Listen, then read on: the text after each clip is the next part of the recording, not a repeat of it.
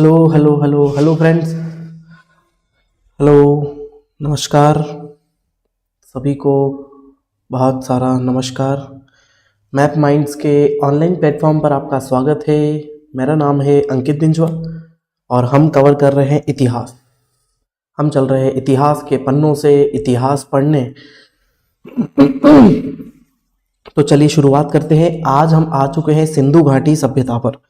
हम देख रहे हैं कौन सा चैप्टर, सिंधु घाटी सभ्यता पर हम आ चुके हैं। और सिंधु घाटी सभ्यता में अब हम देखने वाले हैं कि सिंधु घाटी सभ्यता का उदय कैसे हुआ, सिंधु घाटी सभ्यता के बारे में सभी लोग क्या जानते हैं और वो किस प्रकार से बिहेव करते हैं और क्या बताते हैं सिंधु घाटी सभ्यता के बारे में। इन सभी चीज़ों को जान लेना हमारे लिए जरूरी है।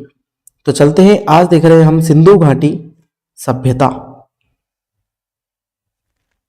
ठीक है। तो जितने भी लोग हमारे साथ जुड़ रहे हैं, जुड़ते चलिए, निरंतर इसे देखते चलिए। चलिए जुड़ जाइए बहुत ही शानदार तरीके से। जल्दी जल्दी सभी आ जाइए और हम शुरू कर देते हैं हमारा चैप्टर। हमारे चैप्टर आपको रिकॉर्डेड उस पर भी मिल जाएगा और यहाँ पर भी आपके सामने सभी चीज़ें रिकॉर्डेड फॉर्म में भी अवेलेबल होती है। ठीक है। प्लस इसके नोट्स भी मैं आपको अवेलेबल करवाता हूँ। नोट्स भी यहाँ पर अवेलेबल होते हैं। जितने नोट्स मैं बनाऊंगा, जितने राइटिंग में दूंगा, वो सभी नोट्स आपके सामने एज इट इज होंगे।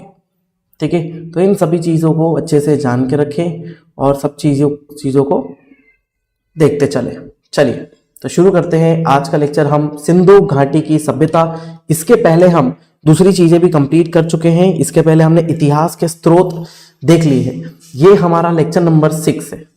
ये हमारा लेक्चर नंबर जो है वो है 6। 6 नंबर का हमारा लेक्चर आ रहा है, 6 नंबर का हमारा लेक्चर है और 6 नंबर के लेक्चर में ही हम आगे की तरफ बढ़ रहे हैं। ठीक है। चलिए चलते हैं। सिंधु घाटी सभ्यता के बारे में हम थोड़ा सा जान लेते हैं कि सिंधु घाटी सभ्यता क्या थी, कैसे दिखाई दी और कैसे हम यहां तक पहुंचे। ठीक है। तो शुरुआत होती है ना, शुरुआत होती है उस समय की शुरुआत होती है उस समय की जब दयाराम साहनी,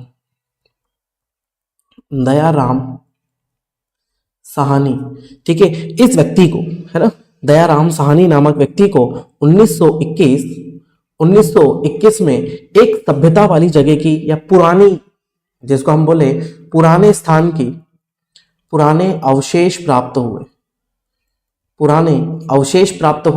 पुराने अवशेष प्राप्त हो जाने के आधार पर ही उन्होंने बोला कि ये एक सभ्यता की निशानी है। फिर वहां पर उत्खनन और भी शुरुआत कर दी गई। ठीक है। उत्खनन और भी शुरुआत कर दी गई। ठीक है। अब इसे उन्होंने क्या करा कि कार्बन डेटिंग, जैसे हम दो चीजें बात करते हैं, कार्बन 14, कार्बन डेटिंग और यूरेनियम डेटिंग के माध्यम से क्या करा, पता लगाया कि ये सभ्यताएं कितनी पुरानी है। तो हमें यह पता चला कि ये जो सभ्यता है ये मौर्य काल के पूर्व की सभ्यता है।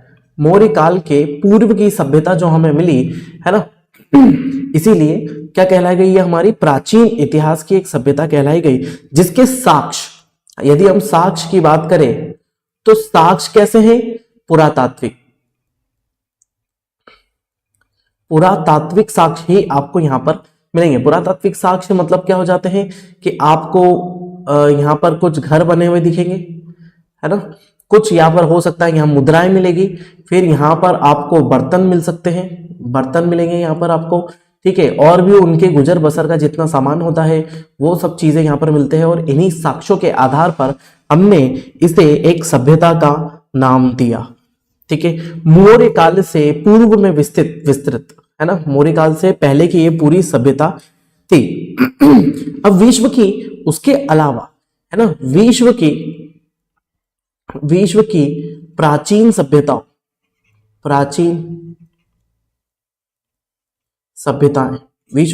सभ्यताएं कौन कौन सी थी।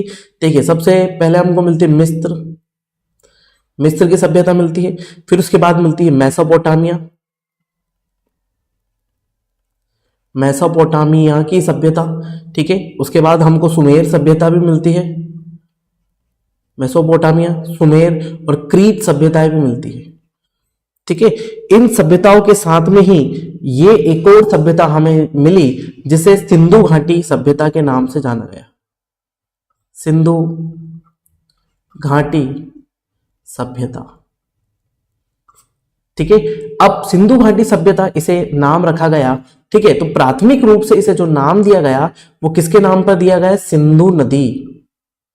सिंधु नदी के पास होने के कारण इसे प्राथमिक रूप से नाम दिया गया क्या? सिंधु घाटी सभ्यता।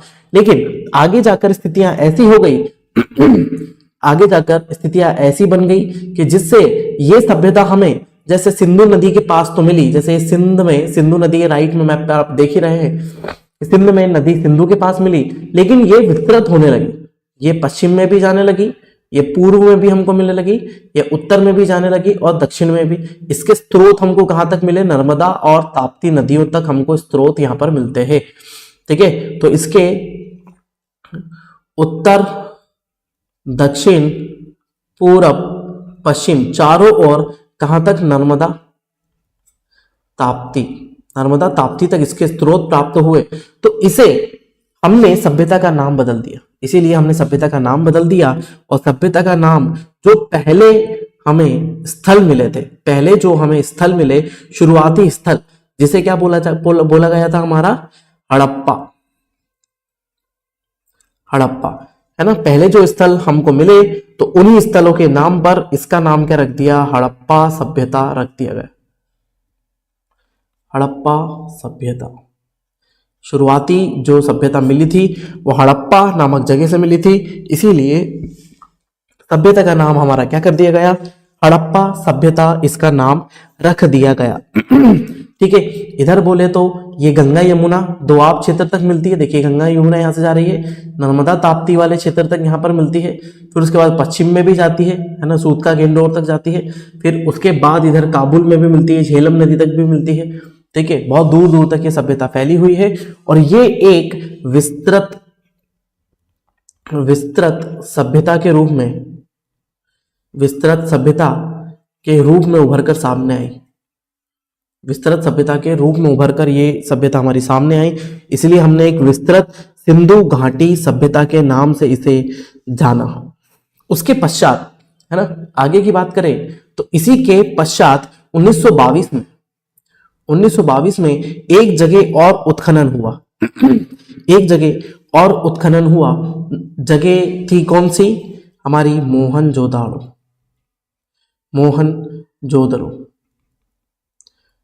मोहनजोदड़ो या फिर मोहनजोदाड़ो नामक जगह पर उत्खनन हुआ। यहां पर किसने करा?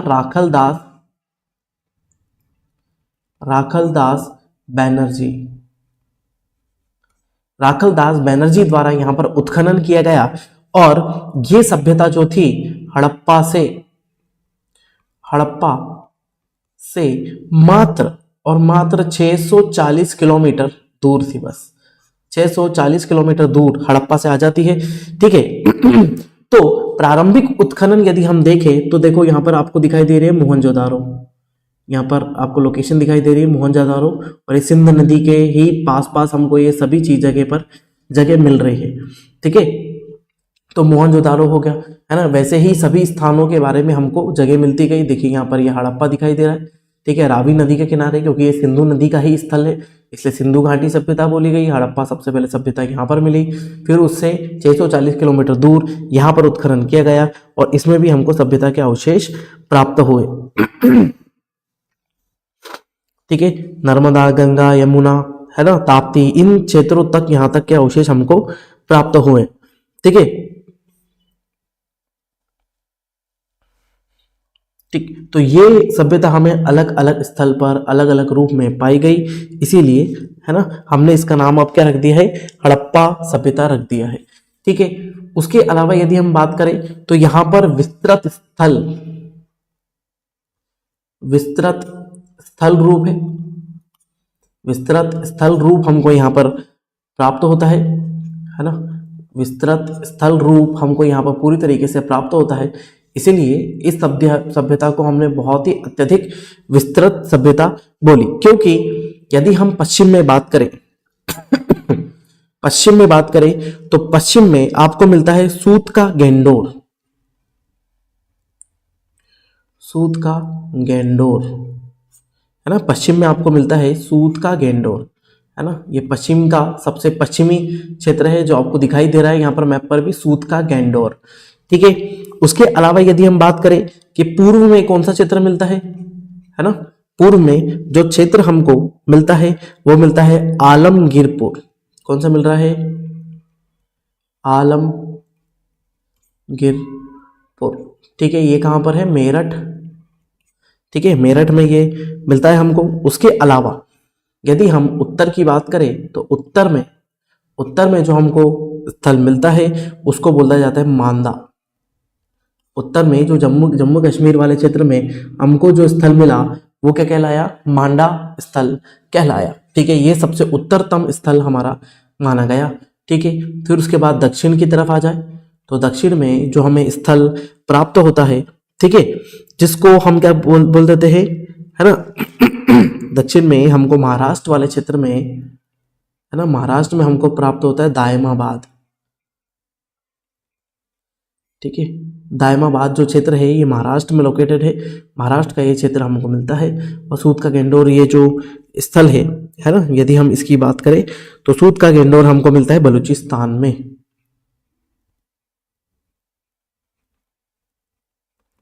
बलूचिस्तान का ये शहर है, लोकेशन है ना, वहाँ पर हमें ये वाली सभ्यता के ये अवशेष मिल जाते हैं। तो पूरा पश्चिम उत्तर दक्षिण तक ये सभ्यता हमारी फैली हुई थी और सबसे विस्तृत सभ्यता के रूप में ये उभर कर सामने आई, ठीक है। ये जितनी भी सभ्यताएं हमने बोली उनमें सबसे विशाल आकार वाली थी सभ्यता थी, सबसे विशाल आकार वाली सभ्यता थी। और इस सभ्यता की यदि हम पूरी क्षेत्रफल की बात करें तो 12,99,600 किलोमीटर स्क्वायर या फिर स्क्वायर किलोमीटर, 12,99,600, है ना, 99,600, 20 है, 600 किलोमीटर स्क्वायर का क्षेत्रफल ये कवर करती है, जो आपको बाजू वाले मैप पर पूरी तरीके से दिखाई दे रहा है, ठीक है। तो ये स्थल हमको यहाँ से बहुत ही विशेष रूप से प्राप्त हुए, ठीक। आगे की तरफ चलते हैं, है ना और आगे की तरफ इन सब में देख लेते हैं कि हमारे कुछ प्रमुख स्थल, है ना। यहाँ पर हम देख लेते हैं क्या चीज? प्रमुख स्थल और नदी तट, है ना। उसके पहले नदी तट के देखने के पहले एक चीज और मैं आपको बताता हूं, ठीक है। सभ्यता का विस्तार, सभ्यता का विस्तार नदियों के आधार पर तो याद रखना ही है, और सभ्यता का विस्तार कहां से कहां तक था ये भी आपको यहां पर याद रखने की जरूरत पड़ेगी। तो सभ्यता का विस्तार में हम आपको अब देख लेते हैं कि कौन से क्षेत्र कहां पर मिलते हैं, है ना। इंपॉर्टेंट बता रहा हूं जो बहुत महत्वपूर्ण है, ठीक है। सबसे पहले आपको मिलता है सूत का गेंडोर, सूत का गेंडोर, सूत का गेंडोर नामक स्थान आपको मिलता है, ठीक है। और ये कहां पर मिलता है मैंने आपको बताया, बलूचिस्तान, बलूचिस्तान नामक स्थान पर क्या मिलता है? सूत का गेंडोर मिलता है ना। उसके अलावा बलूचिस्तान में ही एक और लोकेशन, ये हमारी जो लोकेशन लिखी है ये हमारी किसकी है? हमारी जो लोकेशन है वो है बलूचिस्तान, वहां पर मिलता है सूत का गेंडोर, ठीक है। इसके आगे बात कर लेते हैं हम सिंध क्षेत्र, सिंध क्षेत्र। अब सिंध क्षेत्र में हमें क्या मिलता है? सिंध क्षेत्र से हमको जो मिलता है वो मिलता है कोट दीजी, कोट दीजी, कोट दीजी, अली मुरीद, कोट दीजी, अली मुरीद, चन्हू दड़ो, चन्हू दड़ो, ठीक है, और मोहनजोदारो।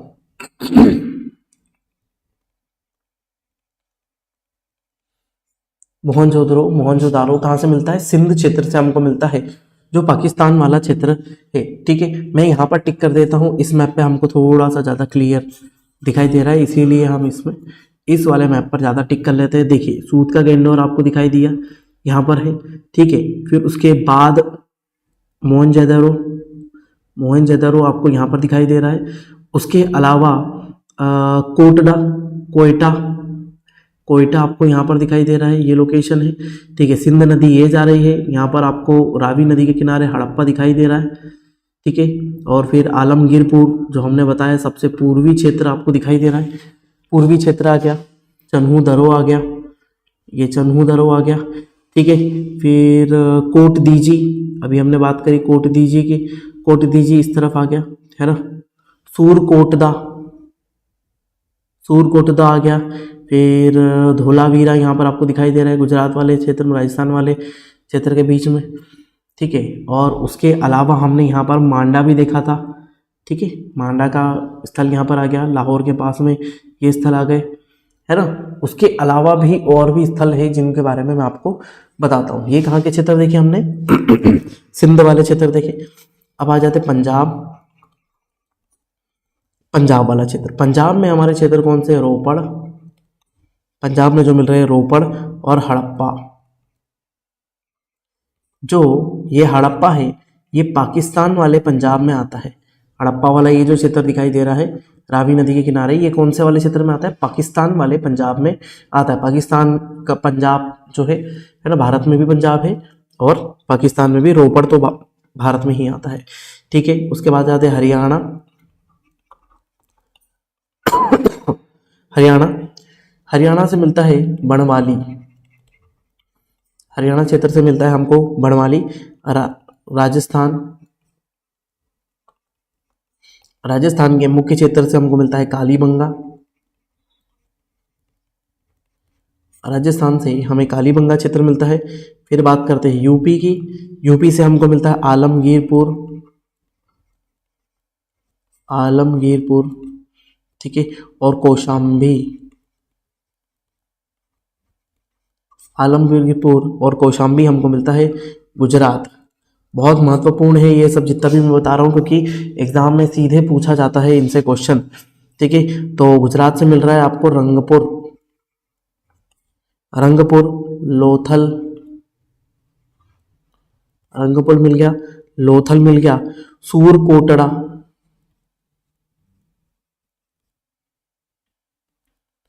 सूरकोटड़ा आपको मिल जाता है। ठीक है, और आखिरी में आ जाता है जम्मू, जम्मू क्षेत्र से आपको मिलता है मांदा। ठीक है, जम्मू क्षेत्र से आपको मांदा क्षेत्र मिलता है जो अखनूर के पास है, अखनूर के पास का क्षेत्र है, ये हमको मिलता है। ठीक है, ये अलग अलग क्षेत्र है जो आपको मिलते हैं। देखिए मांडा मैंने यहाँ पर बता दिया है ना, आलमगीरपुर यहाँ पर आपको लोकेटेड है, सूत का गेंडोर यहाँ पर आ गया आपका। ठीक है, महाराष्ट्र वाले क्षेत्र भी हमने आपको एक बताया कि महाराष्ट्र तक जाते जाते हमको नर्मदा ताप्ती के क्षेत्र पे भी अलग अलग क्षेत्र मिलते हैं। ठीक है, अब आ जाते हैं तटों पर, तटों पर मौजूद क्षेत्र। जो भी क्षेत्र हम अभी तक देख रहे हैं वो किस तट पर मौजूद है ना। तटों के आधार पर हम क्षेत्रों को देख लेते हैं, कौन से तट पर कौन सा क्षेत्र मौजूद है। चलिए, तो पहला क्षेत्र हमको यहां पर दिखाई देता है सबसे पहले मोहनजोदड़ो, मोहनजोदड़ो। मोहनजोदड़ो जो है वो कहां पर है? सिंधु नदी पर है, सिंधु नदी पर मौजूद है। नेक्स्ट है हड़प्पा, हड़प्पा क्षेत्र बहुत ही महत्वपूर्ण क्षेत्र है जो रावी नदी पर है। तो ऐसे याद रखिए कि रवि हड़प लेता है, रवि क्या कर लेता है? हड़प लेता है। मोहन और सिंधु, मोहन और सिंधु। ठीक है, रवि क्या कर लेता है? हड़प लेता है।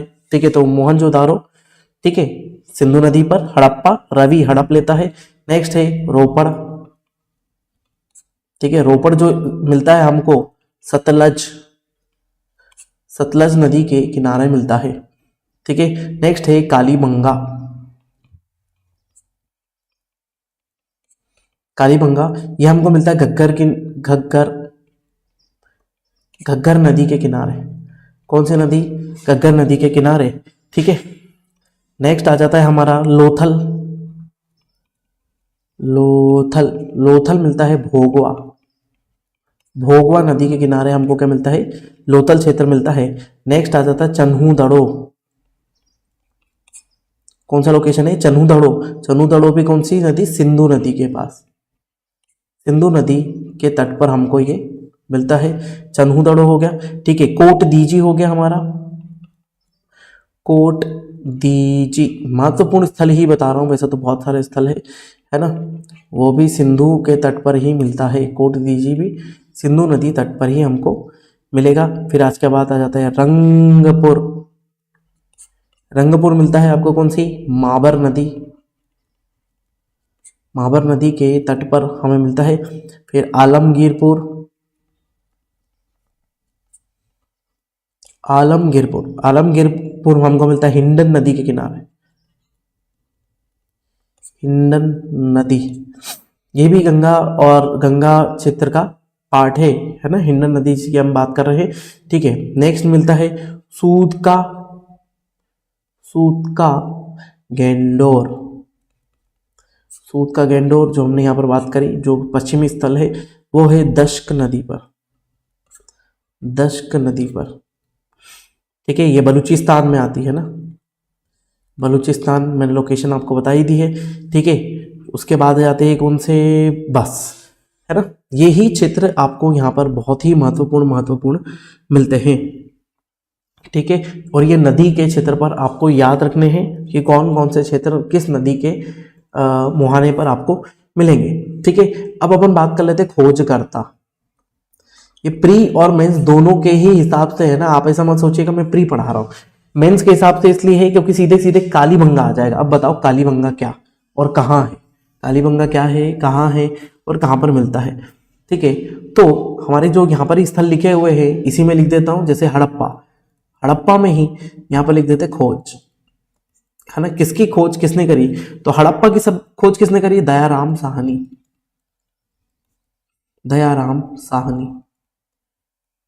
हड़प्पा की खोज दयाराम साहनी जी ने करी थी, ठीक है। मोहनजोदारो की किसने करी थी, राखलदास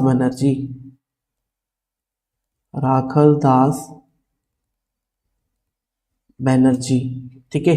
ये कब हुई, 1921 में, और ये हुई थी 1922 में, ठीक है। ये सब आपको याद रखना है। सूत का गेंडोर की यदि बात करें तो ये महत्वपूर्ण स्थल है, ऑरेल, है ना, ऑरेल स्टीन ने इसकी खोज करी थी, ठीक है। कब, 1927 में इसकी खोज की गई, ठीक है। नेक्स्ट आ जाते हैं चन्हू-दड़ो, है ना। चन्हू-दड़ो जो कहाँ पर है, सिंधु नदी के तट पर है ना। तो ये एम जी मजूमदार, सभी के नहीं बताऊंगा, है ना। एम जी मजूमदार जो बहुत ही इंपॉर्टेंट है उसके, है ना। उसके बाद आ जाते हैं हम कौन से, हम सीधे आ जाते हैं कालीबंगा, है ना। जो कालीबंगा है, कालीबंगा की जो खोज है वो ए घोष ने करी, ए घोष जी थे, उन्होंने इसकी खोज करी। लोथल की बात करें तो हमारा लोथल कहाँ पर आ गया, लोथल भोगवा नदी के किनारे, रंगनाथ राव ने इसकी खोज करी, ठीक है। फिर उसके बाद आलमगीर, ठीक है, आलमगीरपुर जो हिंडन नदी के किनारे पर आ जाता है, ठीक है। अब आलमगीर की यज्ञदत्त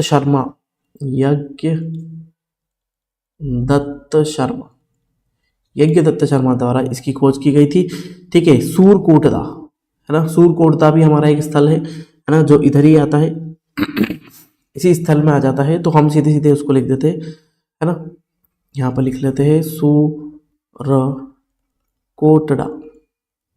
सूरकोटड़ा, है ना। इसकी किसने करी थी, जगपति जोशी जी ने इसकी खोज करी थी, ठीक है। उसके अलावा हरियाणा का जो बनवाली है ना, हरियाणा का हमने जो लिखा, यहाँ पर तो नहीं लिखा है, यहाँ लिख देते हैं बनवाली। हरियाणा का जो बनवाली है उसकी खोज करी थी किसने, हरियाणा में आ जाता है, ये आ जाता है R.S. बिस्ट ने इसकी खोज करी थी, ठीक है। उसके बाद आता है गुजरात का धौलावीरा, है ना, गुजरात का धौलावीरा, यहाँ पर लिखा हुआ है गुजरात का, किसी नदी के किनारे नहीं है इसलिए इनके नाम नहीं है, जो मैं अन्य नाम बता रहा हूँ, है ना, उसमें आ जाता है कौन सा, धौलावीरा, ठीक है। अब धौलावीरा की खोज करी थी, ये भी किसने करी थी, R.S. Bisht, R S Bisht ने इनकी खोज की थी। ये कच्छ के रण में है। अब बनवाली हरियाणा में आ जाता है। बनवाली कहाँ आ रहा है हमारा? हरियाणा में आ रहा है। ठीक है, तो यहीं पर ही आपको हरियाणा वाले क्षेत्र में दिखा देगा। देखिए कालीबंगा यहाँ पर दिखाई दे रहा है। ठीक है, बनवाली यहाँ इसी के ऊपर दिखाई दे रहा है। ठीक है, कोट दीजी यहाँ पर आपको दिखाई दे रहा है। चन्हू दरो यहाँ पर दिखाई दे रहा है। ठीक है, फिर रंगपुर यहाँ पर है। ठीक, तो ऐसे बहुत सारे, आलमगीरपुर ये रहा। तो ऐसे बहुत सारे स्थल है जिनकी खोज समय समय पर समय अनुसार की गई। ठीक है, हड़प्पा आपको पता ही है पाकिस्तान में है ना, मांडगोमरी में। हड़प्पा कहाँ पर है? पाकिस्तान में। हड़प्पा की लोकेशन जो है वो पाकिस्तान में है। मोहनजोदारो भी कहाँ पर है? लरकाना, पाकिस्तान में। कहाँ पर है? लरकाना, पाकिस्तान में मोहनजोदारो की लोकेशन है। लोथल की बात करें तो लोथल हमारा जो आ जाता है वो कहाँ पर है? गुजरात में। लोथल भोगवा नदी के किनारे गुजरात में आ जाता है। ठीक है, उसके बाद रोपड़ की बात करें तो रोपड़ हमारा आ जाता है पंजाब में। रोपड़ पंजाब में। इनकी लोकेशन जानना जरूरी है। कालीबंगा अभी बताया मैंने, कालीबंगा कहाँ पर है ना? काले खेत, ऐसे याद रखो, खेत के भी साक्ष्य यहाँ पर मिले थे, है ना। तो कोट तीजी हो गया कालीबंगा, ये रहा कालीबंगा। कालीबंगा हमने आपको बताया राजस्थान में। कालीबंगा जो है लोकेशन है राजस्थान की। ठीक है, बनवाली हरियाणा मैंने आपको बता ही दिया है, ये कहाँ पर है? हरियाणा में लोकेटेड है बनवाली। रंगपुर की बात करें तो रंगपुर के लोकेशन मैंने अभी आपको बताई। रंगपुर कहाँ पर है? गुजरात में है। रंगपुर के लोकेशन है गुजरात। फिर आलमगीरपुर जो था हमारा कहाँ पर है? यूपी में है। ठीक है, आलमगीरपुर यह आ गया हमारा यूपी में। फिर अली मुरीद जो है वो पाकिस्तान में है। उसके अलावा कोट दीजी ये भी कहाँ पर है? कोट दीजी ये भी पाकिस्तान में आता है। कोट दीजी पाकिस्तान के सिंध प्रांत में आता है। अली मुरीद भी पाकिस्तान में आता है ना। सूत का गेंडोर जो है ना, वो बलूचिस्तान में आता है। ये भी पाकिस्तान के बलूचिस्तान में। चन्हू की बात करें तो वो सिंध प्रांत में आता है। ठीक है, चन्हू सिंध पाकिस्तान के सिंध प्रांत वाले क्षेत्र में आ जाता है। तो इस पेज पर इतनी सारी इंफॉर्मेशन आपको एक साथ मैंने आपको प्रोवाइड कर दी, है ना। बहुत सारी चीजें मैंने आपको एक ही बार में बता दी। ठीक है, चलिए तो फिर आगे बढ़ते हैं। यहाँ पर खोजकर्ता वाला भी हटा देते हैं क्योंकि हमने खोजकर्ता तो पहले ही देख लिया। यहाँ पर बहुत इंपॉर्टेंट इंफॉर्मेशन हमारी एक ही स्लाइड पर निकल गई, बहुत सारी। अब हम चलते हैं आगे की तरफ। आगे की जानकारी जो है वो अब हम इस सभ्यता के बारे में जानेंगे। आगे हम जो भी जानेंगे वो इसकी सभ्यता, ठीक है, संस्कृति,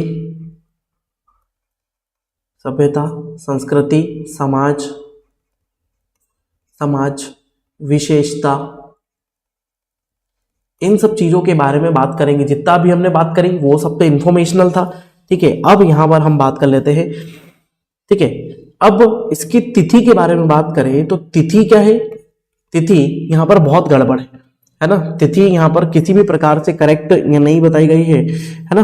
तो तिथि करेक्ट क्यों नहीं बताई गई और तिथि के बारे में हमारे पास साक्ष्य पूरे क्यों नहीं मिल रहे हमको, है ना। क्योंकि जो तिथि है ऊपर नीचे है, क्योंकि कहीं पर कार्बन डेटिंग अच्छी मिलती है, सही से मिलती है, और कहीं पर कार्बन डेटिंग सही से नहीं मिल पाती है।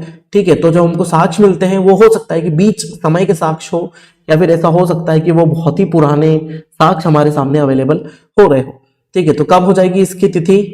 2500 ईसा पूर्व, 2500 ईसा पूर्व से लेकर कब तक? 1750 ईसा पूर्व तक। लेकिन ये अभी भी प्योर नहीं है। ठीक है, कुछ चीजें हो सकती है जो अभी भी दबी हो और जो 2500 ईसा पूर्व से भी पुरानी हमको प्राप्त हो। ठीक है, ऐसा हो सकता है कि इससे भी पुरानी चीजें हमें प्राप्त हो। ठीक है, तो हमको यहां पर उत्खनन से जो अवशेष प्राप्त होते हैं, उत्खनन से जो अवशेष प्राप्त होते हैं वही हमें समय की जानकारी देते हैं। समय की जानकारी हमें देते हैं। अब यदि हम बात करें कि समय की जानकारी कैसे देते हैं, तो हम कार्बन डेटिंग, यहां पर सीधे कार्बन 14 विधि, ठीक है, यूरेनियम यूरेनियम डेटिंग इसका सहारा लेते हैं और इसी से हमें क्या मिलती है, इस समय की जानकारी मिल जाती है। ठीक है, अवशेषों के आधार पर, ठीक है, उत्खनन अवशेषों के आधार पर हम बात कर सकते हैं कि ये समाज के साथ हम मिश्रित, है ना, मिश्रित जातियां इसके अंतर्गत मौजूद थी, है ना। किसी प्रकार से हम इसको भिन्न नहीं बोल सकते, लेकिन इसमें जो जातियां मौजूद थी वो कैसी थी, मिश्रित प्रकार की जातियां थी। यदि हम बात करें तो प्रोटो ऑस्ट्रियोलाइट,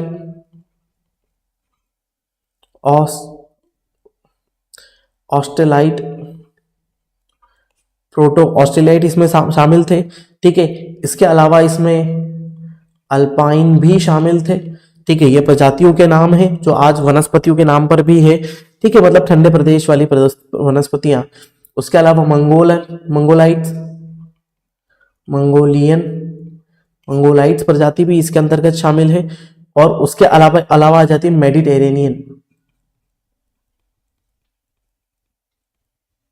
भूमध्य सागरीय प्रजातियों को भी इसके अंतर्गत माना जाता है। लेकिन इसमें बोला जाता है कि सभ्यता जो थी वो अलग अलग प्रकार से बनी। ठीक है, तो यहां पर दो मत प्रतिपादन में आते हैं, है ना, दो मत प्रतिपादन में आते हैं। तो पहला मत बोलता है, मत जो है वो पहला मत ये बताता है कि यहाँ के निवासी जो थे वो प्राग वैदिक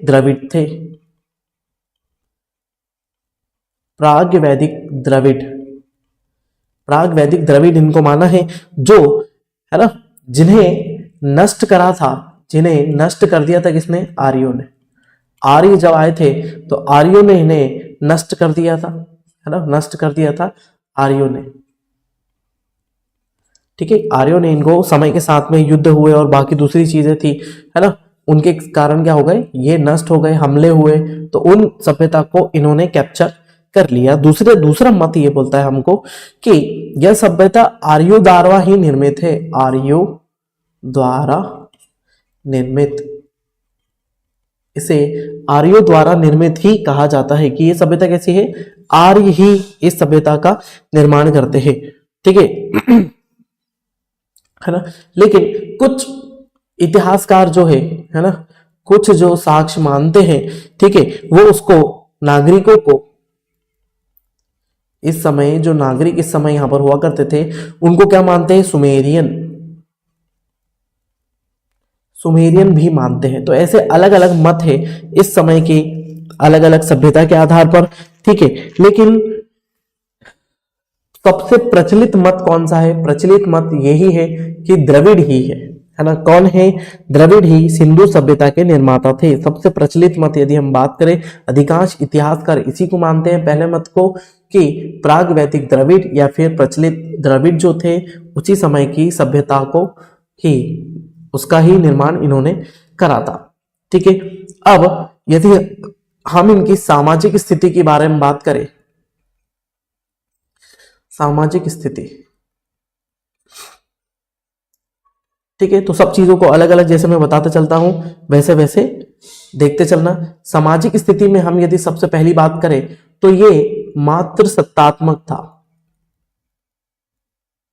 मात्र सत्तात्मक समाज था।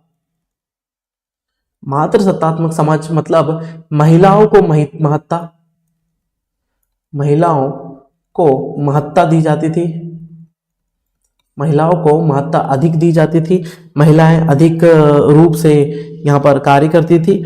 ठीक है, ठीक। दूसरी बात करें कि यहां पर वर्ण व्यवस्था थी, है ना। सिंधु समाज में क्या हो जाता है, वर्ण व्यवस्था। और वर्ण व्यवस्था का भी हमें बहुत सारे साक्ष्य मिले हैं। ठीक है, तो जिसमें क्या क्या हुआ करते थे, पुरोहित, यहां पर पुरोहित, व्यापारी, शिल्पकार, पुरोहित, व्यापारी, शिल्पकार, श्रमिक, ऐसे श्रम व्यवस्था या फिर हम बोले कि समाज जो है इस प्रकार से बटा हुआ था। वर्ण व्यवस्था हम इसे कहते हैं। ठीक है, लेकिन ये उस समय वर्ण व्यवस्था के रूप में नहीं थी। ठीक है, भोजन की बात करें तो भोजन यहाँ पे शाकाहारी, शाकाहारी और मांसाहारी दोनों ही प्रकार का यहाँ पर भोजन मिलता था। ठीक है, यदि हम इसके अंदर शाकाहारी की बात करें तो शाकाहारी में आपको क्या क्या मिल जाएगा, गेहूं, गेहूं, जौ, चावल, मटर, दूध, चावल, मटर, दूध, चावल, मटर, दूध, और सब्जी, फल, फल हो गए, सब्जियां हो गई। ये सब चीजें उस समय मिलती थी क्योंकि शाकाहारी का भी समय उस समय था, लेकिन यहाँ पर मांसाहारी भी होता था। ठीक है, तो मांसाहारी में क्या हो जाते थे, गाय। उस समय गाय इतनी ज्यादा महत्वपूर्ण नहीं हुआ करती थी, जिसे अधन्या कहा जाएगा आगे जाकर। ठीक है, आगे जाकर इसे अधन्या कहा जाएगा। ठीक है, हम बात करते गाय, है ना, मातृ स्वरूप उस समय नहीं थी, आगे जाकर इसकी महत्ता बढ़ेगी जब हमारे वैदिक काल में आएंगे हम। ठीक है, उसके अलावा भेड़, भेड़, मछली, कछुए, मछली, कछुए, मुर्गे, मुर्गे, और अन्य जानवर जो थे, जंगली भी थे, है ना, उनको भी ये मारकर खाया करते थे। ठीक है, यदि हम अगली बात करें तो ये जो थे, है ना, इनके समाज में आभूषण, आभूषण और वस्त्र, और वस्त्र, है ना, आभूषण और वस्त्र के भी यहाँ पर क्या मिलते हैं, साक्ष्य मिलते हैं, क्योंकि उस समय भी आभूषण और इसके शौकीन हुआ करते थे। वस्त्र भी यहाँ पर बहुत अच्छे मिले हैं, आभूषण के रूप भी यहाँ पर बहुत अच्छे मिले हैं, चूड़ियाँ मिली है, हाथी दांत की चूड़ियाँ और धातुओं की चूड़ियाँ यहाँ पर मिलने से पता चलता है कि ये, है ना, जो वन वस्त्र पहनते थे, है ना, जो क्या थे, ऊनी, ऊनी और सूती, ऊनी और सूती दोनों प्रकार के वस्त्रों का उपयोग यहाँ पर करा करते थे। और यदि आभूषण की बात करें तो आभूषण में सोना, चांदी, तांबा, है ना, सामान्य सोना, चांदी, तांबा, हाथी दांत, हाथी दांत, मृदा, मृदा आभूषण, मिट्टियों से बनने आभूषण भी उस समय, इस समय चलते थे। मृतिका आभूषण बोल दो, मृदा आभूषण बोल दो, मिट्टी से निर्मित आभूषण बोल दो, इन सब का प्रचलन इस समय था। ठीक है, उसके अलावा यदि हम बात करें अन्य तथ्य की, यदि हम बात करते हैं यहाँ पर, तो अन्य तथ्य में हमको ये चीज दिखाई देती है कि यहाँ पर घड़े, कलश, घड़े हो गए, कलश हो गए, गिलास, गिलास हमको यहाँ पर मिलता है, चम्मच। ठीक है, अधिकांशतः ये सब किससे बने हुए हैं, मिट्टी के बने हुए हैं। कुल्हड़, कुल्हड़, इन सब चीजों का उपयोग किया जाता था। ठीक है, अधिकांश रूप से मिट्टी का, उसके अलावा यहाँ पर किसका, धातु, किसकी चीज के बने हुए होते थे, धातु और मृदा। ठीक है, मिट्टी और धातु दोनों से ही बने हुए बर्तनों के साक्ष्य हमको मिले हैं। ठीक है, उसके अलावा यदि हम बात करें तो यहाँ पर मनोरंजन, मनोरंजन के भी साधन हुआ करते थे। ठीक है, नृत्य हो गया, नृत्य, आखेट, है ना, आखेट मतलब शिकार करने के लिए भी जाया करते थे। संगीत, संगीत, पासे, पासे खेलना, ये सब भी उस समय के धर्म की बहुत सारी विशेषताएं थी।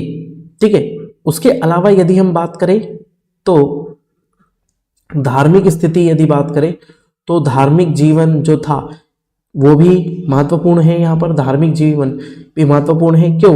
क्योंकि यहाँ पर क्या मिले हैं, पूजा करने के साक्ष्य भी मिले हैं। जैसे पुजारी का सर,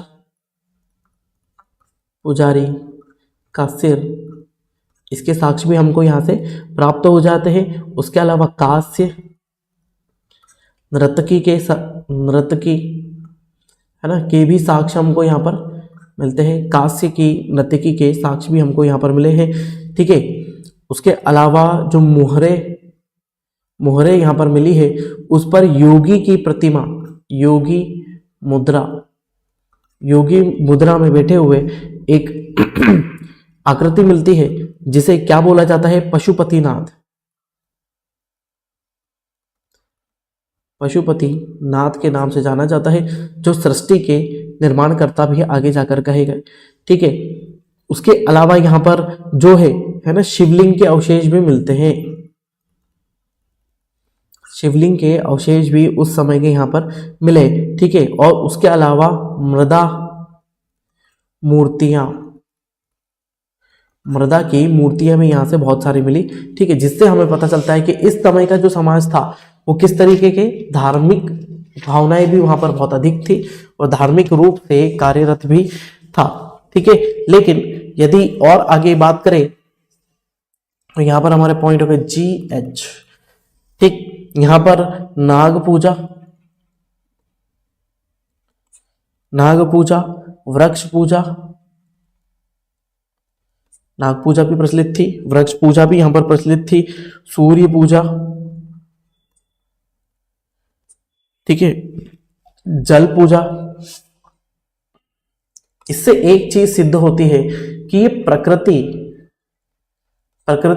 की पूजा करते थे, है ना। अधिकांशतः सभी चीजें जो क्या है, प्राकृतिक ही है। इन्होंने कुछ ऐसी मूर्ति का उपयोग बहुत ही कम करा, ठीक है। लेकिन इसमें मूर्ति के भी कुछ साक्ष्य यहाँ पर मिल जाते हैं, जिससे हमें पता चलता है कि मूर्ति पूजा भी इसमें हुई थी, ठीक है। फिर GHI, ठीक है। अगले पॉइंट की तरफ चलते हैं कि यहां पर अंतिम संस्कार, अंतिम संस्कार की भी अलग अलग प्रथाएं यहां पर मिलती है। पूर्ण समाधि, ठीक है। पूर्ण समाधिकरण मतलब क्या हो जाता है, गाड़ देना, पूर्ण रूप से गाड़ देना, ठीक है। फिर उसके बाद जाता है आंशिक समाधि, जिसमें शरीर को ऐसे ही छोड़ दिया जाता है ना, जिससे उसे कीड़े मकोड़े जीव जंतु खा लेते हैं और उसको अंतिम रूप से क्या कर दिया जाता है, ऐसा गाड़ दिया जाता है ना। अंतिम रूप से उसे जितना अवशेष उसके अंदर बच जाते हैं उन अवशेषों को गाड़ कर रख दिया जाता है। तो इसे ही क्या बोलते थे, आंशिक समाधि के नाम से जानते हैं, ठीक है। और उसके अलावा आती है दाहकरण, दाहकरण मतलब जला दिया जाना, ठीक है। दाहकरण जो हमारे हिंदू संस्कृति में होता है उस प्रकार रूप से क्या कर दिया जाता है, दाहकरण कर दिया जाता है। कृषि क्षेत्र में भी बात करें, ठीक है। यहां पर कृषि में बात करें तो कृषि खाने का तो हुई गया, कृषि में और चीजें क्या क्या मिली हमको, गेहूं मिले, गेहूं, जौ, कपास, क्योंकि कपड़े तो बनाती थे, कपास भी होगा। उसके अलावा मटर, कपास, मटर, तिल, खजूर, ठीक है। और फलों के बारे में भी यहाँ पे हमको जानकारी मिली। उसके अलावा बहुत समय बाद लोथल जब पता चला, लोथल के बारे में, यहां से हमको चावल के अवशेष, चावल के अवशेष हमें यहाँ लोथल से प्राप्त चल कर पड़े, ठीक है। इसमें भूसी के साक्ष्य मिले, जो भूसी निकली किसकी, चावल की, जिससे हमको पता चल गया कि हम इस समय चावल का भी चलन था, ठीक है। अगले पॉइंट की तरफ चलते हैं। तो अगले पॉइंट में यहां पर गाय, ठीक है, गाय, भैंस, ऊंट, ठीक है। रेगिस्तानी क्षेत्र था तो ऊंट भी हो गए। फिर उसके बाद बकरी, भेड़,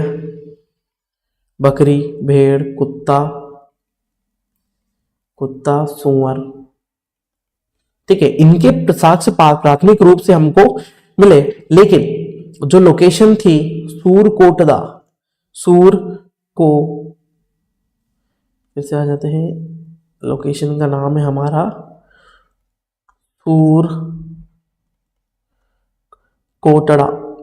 सूरकोटड़ा। इस स्थान से घोड़े, ठीक है, और घोड़े हाथी की अस्थियां मिली, घोड़े हाथी की अस्थियां यहाँ से मिलती है। और घोड़े हाथी की अस्थियों से ये सिद्ध हो जाता है कि यहाँ पर घोड़े और हाथी भी मौजूद थे, ठीक है। उसके अलावा यहाँ पर उद्योगों के बारे में बात करें, ठीक है। यदि ये सब थे तो यहाँ पर मांस उद्योग भी चलेगा, मांस के लिए भी चलेगा, और दूध, है ना, दूध भी चलेगा, है ना। मांस भी, क्योंकि दूध देने वाले गाय हो गई, भैंस हो गया, ऊंट हो गया, बकरी, भेड़, ये सब दूध वाले ही है, ठीक है। और यदि व्यापार की बात करें, ठीक है, तो यहाँ पर व्यापार बहुत ही विस्तृत था, व्यापार यहाँ पर बहुत ही विस्तृत था, ठीक है। व्यापार के रूप में यहाँ पर बुनाई बुनाई हो गया, शिल्प हो गया, बुनाई भी चलती थी यहाँ पर, शिल्प उद्योग भी यहाँ पर चलता था, क्योंकि यहाँ पर आपको क्या क्या मिला, कतुआ मिला, कतुआ यहाँ से हमको प्राप्त होता है, ठीक है। सूती कपड़ा हमको मिलता है, कतुआ हो गया, सूती कपड़ा हो गया, चांदी हो गई, ठीक है। चांदी के बर्तन,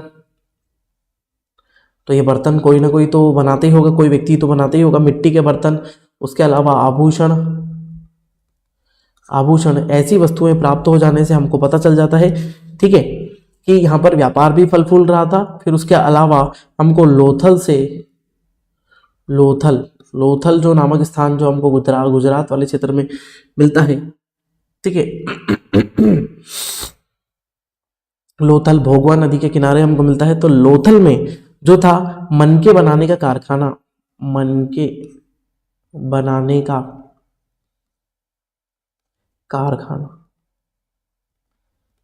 बनाने का कारखाना हमको यहां से मिल जाता है, ठीक है। अब आर्थिक संसाधनों में व्यापार वाणिज्य की प्रमुख भूमिका यहां पर थी। तो व्यापार वाणिज्य, बहुत दूर दूर से यहाँ पर वाणिज्य व्यापार हुआ करता था। मतलब यहाँ से व्यापार वाणिज्य जो है वो मिस्र, मेसोपोटामिया, मिस्र में हो गया, मेसोपोटामिया क्षेत्र में हो गया, है ना, बहरीन हो गया, मध्य एशिया हो गया, यहाँ से हमको सब चीजें प्राप्त होती है। लोथल से एक और चीज प्राप्त होती है, लोथल में हमको क्या मिलता है, डॉकयार्ड। लोथल से हमको जो मिलता है वो मिलता है डॉकयार्ड। डॉकयार्ड समझते हैं आप लोग? डॉकयार्ड मतलब तट पर जहां पर आकर जहाज खड़े हो सकते हैं, मतलब जहाजों की पार्किंग बोल दो सिंपल। तो डॉकयार्ड हमको यहाँ से मिलता है। उसके अलावा अन्नागार यहाँ पर मिलता है ना, और मोहरे यहाँ पर मिलती है। यहाँ पर अन्न को इकट्ठा करके रखा जाता है, अन्नागार और मोहरे, विदेशी मोहरे यहाँ पर हमको मिल जाती है, जिससे हमको पता चलता है कि यहाँ पर व्यापार बहुत समृद्ध रूप से हुआ करता था, ठीक है। अफगानिस्तान और ईरान से आगे बात करें, अफगान और ईरान, ठीक है। अफगान और ईरान क्षेत्र से भी हमको व्यापार के क्या मिलते हैं, साख यहाँ पर मिलते हैं, है ना। यहाँ से चांदी की मोहरे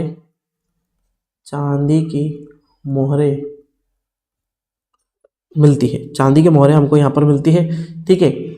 और यहीं से चांदी का व्यापार भी किया जाता था, अफगान से चांदी का व्यापार किया जाता था, ठीक है, ईरान और अफगानिस्तान से। उसके अलावा कर्नाटक से सोना यहाँ पर लाया जाता था व्यापार के लिए। खेतड़ी की जो खदानें हैं राजस्थान में, खेतड़ी से तांबा लाया जाता था, ठीक है। फिर उसके बाद बदख्शां जो है,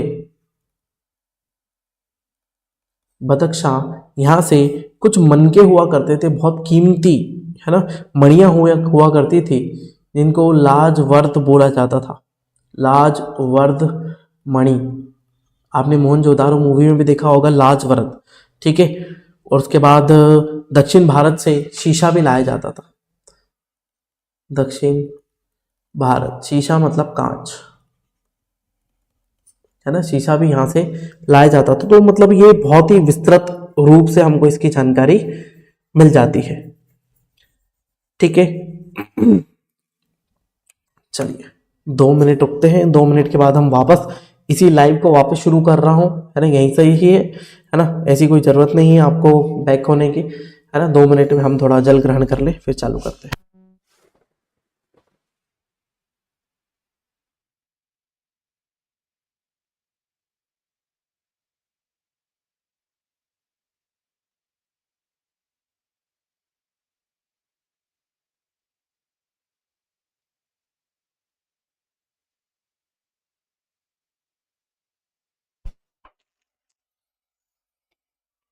चलिए तो शुरू करते हैं आगे की तरफ। हमने यहाँ पर देख लिया, हमारा जो सेशन जो चल रहा है वो है हमारी सिंधु घाटी सभ्यता का हिस्सा,